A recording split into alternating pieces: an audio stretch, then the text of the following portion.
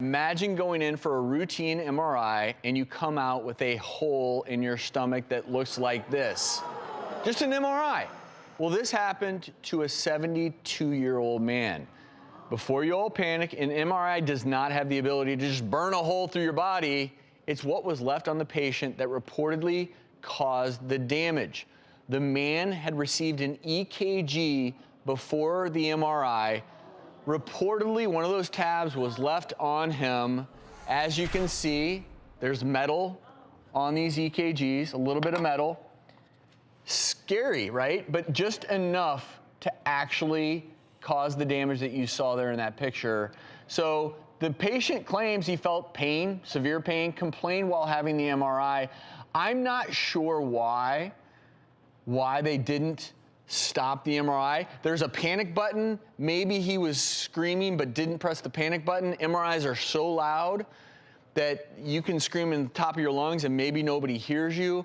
Terrible scenario here, terrible scenario, because MRIs are scary enough to think that you're in there with this burning a hole through your body. It's so alarming. Before the show, none of us have ever seen anything like this. No. Most places, they are so diligent about asking all the right questions. You don't have any metal on, you don't have any metal inserted in your body. But he didn't know it, right? Well, and they're in areas, right, where you have to disrobe someone a little bit to get to where those are. And when you're doing the EKG, you know exactly where they need to go, but if you leave those on there, the person that put them wherever they put them, the person taking them off, they may, it's not like they go in the exact same spot on everyone. Right. But they should count 6 off. They should. Make sure they got it.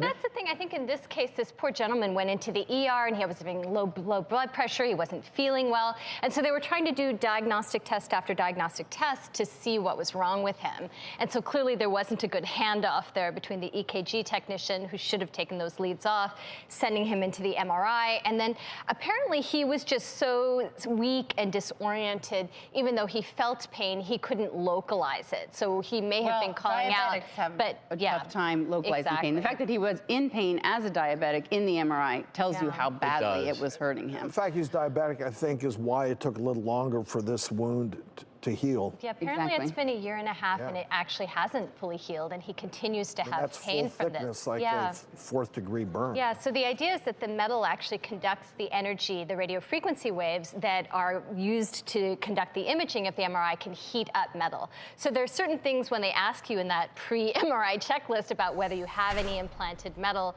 really, really important to keep that in mind, because the other thing is that metal can sometimes travel in those magnetic waves. And if you yourself have had any joint replacements, or you have hardware from spine surgery or something, double check that it's titanium, which is MRI safe, as opposed to the metals that can't go in. The other big thing is, if you're having an MRI, just make sure you hold that panic button in your hand, because that, in this scenario, probably could have saved a lot of damage from being done.